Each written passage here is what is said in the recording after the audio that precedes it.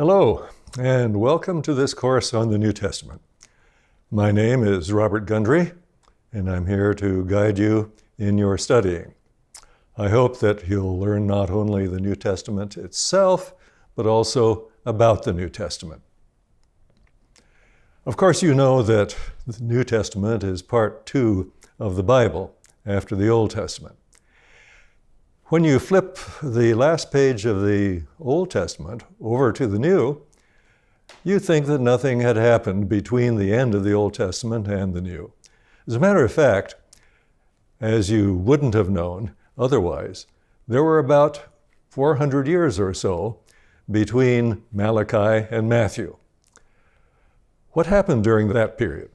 We call it the period of the silent years simply because the Bible has no record of those events. We do know what happened, however, because there are records outside the Bible. In any case, to understand the New Testament well, you really should know what happened during that period of time, and even what happened in the Old Testament period. So I'm going to jump back into the middle of the Old Testament. You know that the 12 tribes of Israel were living in the land of Palestine. The first kings of the kingdom of Israel were Saul, David, and Solomon. But after Solomon's reign, the 10 northern tribes broke away from the south. We call them the kingdom of Israel, and the southern kingdom, the kingdom of Judah. Judah was the main tribe down south. In any case, the various lines of kings ruled these two kingdoms, and ultimately the Assyrians, far in the north, think Iran, for example, the Assyrians took control of the Near East, and they invaded the land of Palestine. They succeeded in conquering the northern kingdom of Israel, though not the southern kingdom, and they took the inhabitants of the northern kingdom, at least most of them, as exiles into the land of Assyria. They continued ruling for a period of time, while the kingdom of Judah maintained its independence. But ultimately, the Babylonians took control of the Middle East. They defeated the Assyrians, and they conquered the southern kingdom of Judah. As a result, the inhabitants of the southern kingdom of Judah were taken as exiles into Babylonia, and there starts the famous Babylonian exile. Then the Persians took control of the Middle East, away from the Babylonians. They were a kinder, gentler folk, and so they allowed the exiles of other nations, including Israel and Judah, to return to their homelands if they wished. And a number of Jews chose to return to the land of Judah with Jerusalem as its capital. They rebuilt the city. They rebuilt the temple. The temple had originally been built by King Solomon, but the returned Jews were so poor that their rebuilt temple was a very poor imitation of the original temple. We call that the Second Temple, by the way. Then the intertestamental period starts. During the intertestamental period, let's say in the 300s BC, Alexander the Great and his army conquered the Middle East and formed a huge empire stretching all the way to the borders of India. But Alexander died at a young age, and his empire fell into 4 parts, each one ruled by one of his 4 leading generals. We'll get into the details of that period of history a little later. But what you need to know next is that the Romans from far in the west came into control of the Middle East. They defeated the various kings that had stemmed from Alexander's great empire. They defeated, and thus the Roman period begins in the 1st century BC. So when the New Testament opens, the Romans are in control of the people of Israel living in the land of Israel. They're in control just before the opening of the New Testament. They continue to be in control throughout the period of the New Testament, the 1st century AD, and they continue to have their empire until several centuries later. So that's the broad outline of the history of the period from the middle of the Old Testament through the intertestamental period into the New Testament period and shortly thereafter. It's against this background that we will need to study the New Testament together.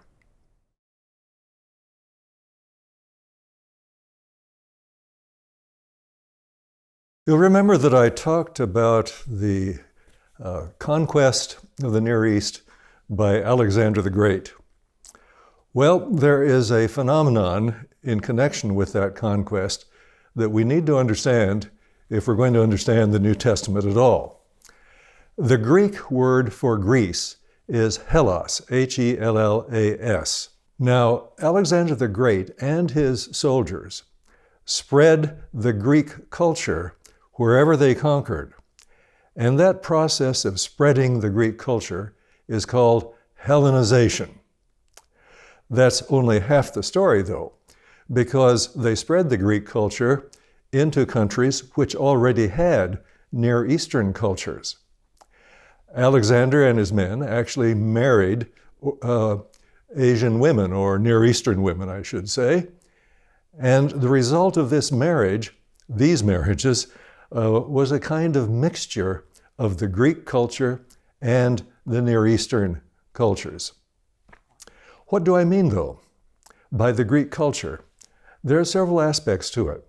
There's the Greek language, for example, Greek architecture, Greek names for people, Greek styles of clothing, Greek entertainment, let's say the track and field games that we associate with the Olympic Games. All of that was spread into the Near East, including the nation of Israel, the returned exiles in the land of Palestine.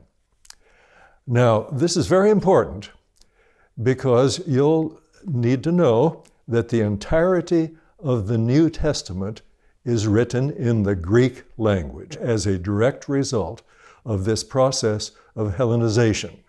Now, of course, the Romans used Latin, but the striking thing is that in the city of Rome, in the first century, there would probably be more Greek spoken on the main street of Rome than Latin. In fact, when Paul wrote a letter to the Romans, he wrote it in the Greek language because more Greek was being spoken in the city of Rome than Latin was being spoken there. And so it's very important for us to know that the process of Hellenization had a direct impact on the New Testament, culturally as well as politically.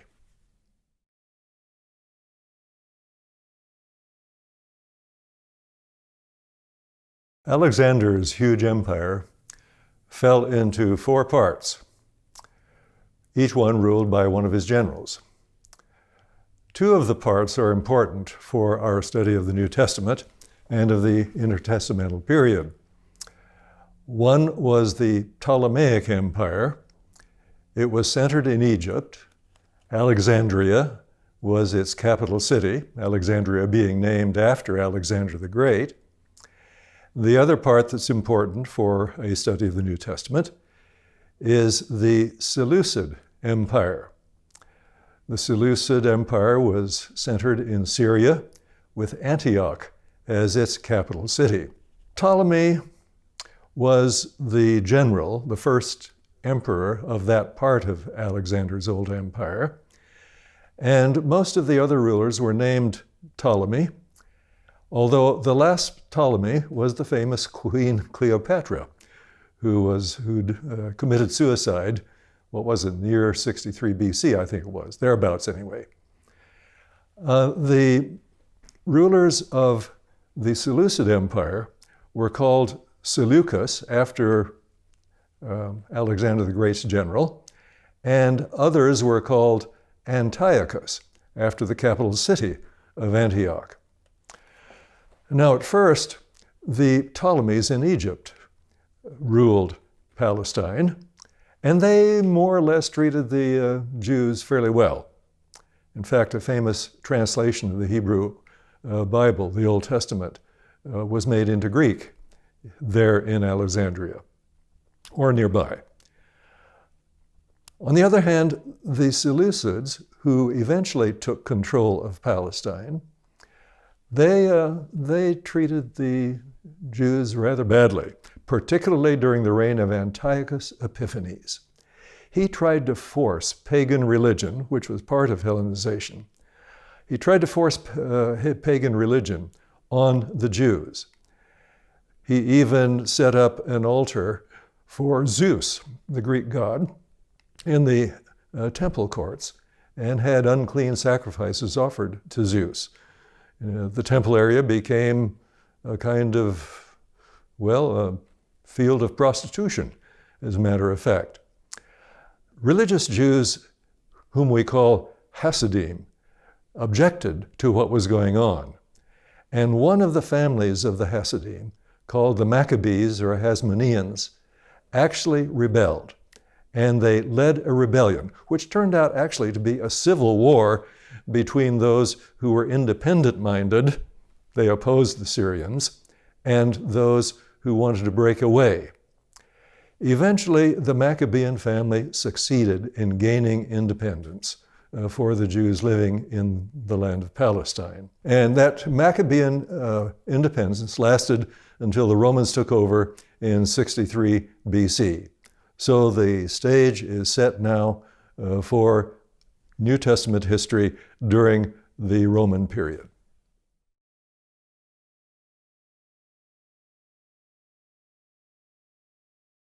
During the period of Jewish independence under the Hasmoneans, or the Maccabees, the Hasmonean rulers gradually became more and more corrupt. As a result, their original supporters, the Hasidim, withdrew their support. And these who withdrew their support eventually split up into two different parties. One party was the Pharisees. You see them all over the place in the New Testament, particularly the Gospels. The Apostle Paul, who had been a Pharisee before he became a Christian. The other group or party is the Essenes. They do not make an appearance in the New Testament, but they were the authors of and copiers of the famous Dead Sea Scrolls that were discovered in the 1940s and have become very famous. The other party consisted of the Sadducees. They were the ones that continued to support the Hasmonean rulers. Now, the Sadducees consisted of high-ranking priests centered in Jerusalem and aristocratic laymen also centered in Jerusalem. The Sadducees and the Pharisees didn't like each other, but they found a common enemy in Jesus. So in the New Testament, particularly the Gospels, you'll discover that the Pharisees and the Sadducees joined forces to do away with Jesus. However, the Sadducees didn't last long because the Romans destroyed Jerusalem and the temple located there in AD 70. That was the center of Sadducean power. Furthermore, there was widespread slaughter during that destruction. So most of the Sadducees were killed and their base of power was taken away. As a result, the Sadducean party does not last past AD 70. The Pharisees, however, become the basis for Orthodox Judaism that we know up to the present time.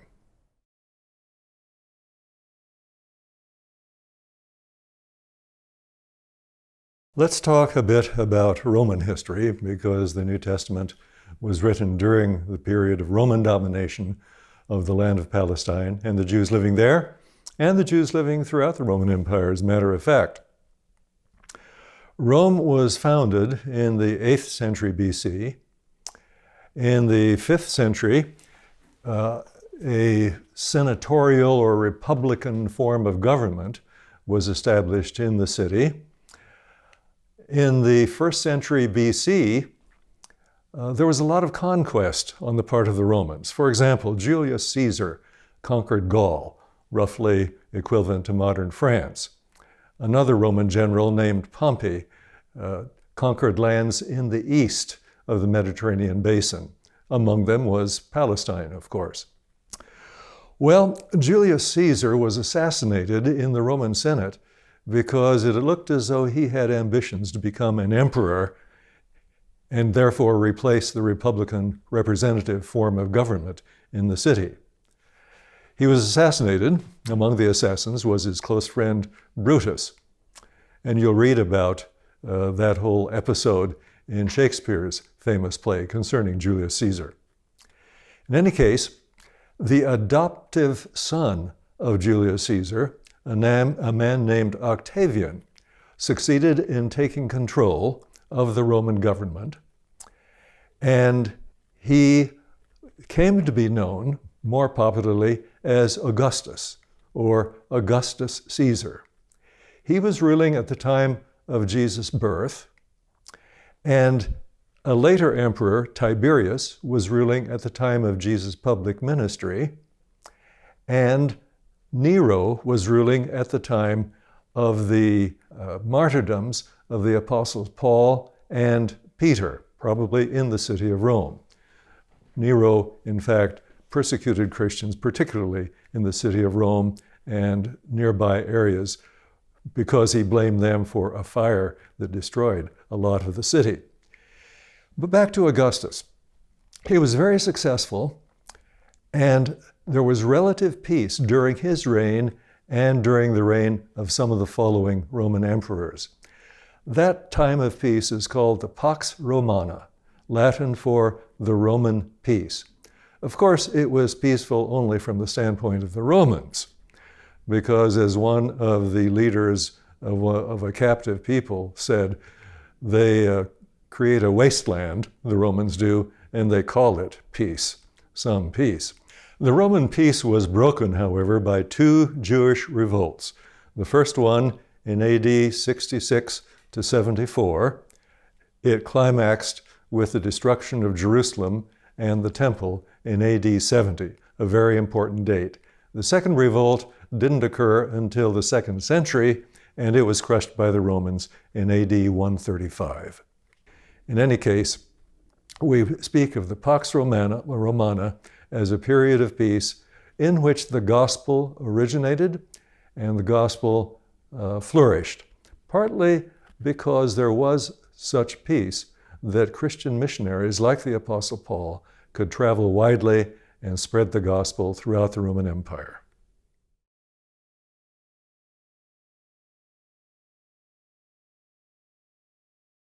The Romans often allowed native peoples to rule the lands that the Romans had conquered and controlled. And it so happened that in the land of Palestine, the Romans allowed a native of that region to rule. His name was Herod. We usually call him Herod the Great. Now, Herod the Great was a very clever politician, but a very efficient ruler, and so the Romans liked him. Herod was very cruel and very suspicious. As a result, he had one of his wives killed and 3 of his own sons killed. Now, he lived like a Jew in part by not eating pork, since the Mosaic law forbids the eating of pork. So Augustus Caesar jokingly said that it would be safer to be Herod's pig than to be his son. And part of the joke rests on the fact that the Greek words for pig and son sound very much alike. In any case, Herod was a very good ruler from the standpoint of the Romans. He's famous for a number of things. Jesus was born under Herod the Great's rule. But perhaps most important of all is Herod's building activities. And the most famous building activity of his is the beautification of the Jewish temple in the city of Jerusalem. He made it so beautiful that modern archaeologists will tell us that it deserves to be put among the wonders of the ancient world. Unfortunately, it didn't last long because it was destroyed as a result of a Jewish revolt. It was destroyed by the Romans in AD 70. When Herod died in 4 BC, the Romans had his kingdom divided up into various parts. The most important part for our purposes is Galilee, northern Israel, where Herod Antipas, one of Herod's sons, was ruling. And that's where Jesus grew up, and that's where he spent most of his time during his public ministry. Archelaus, another son of Herod the Great, was ruling in Judea, but he was so poor a ruler that the Romans put him out of office and sent their own men, whom we call governors, into Judea to govern that part of the land of Israel.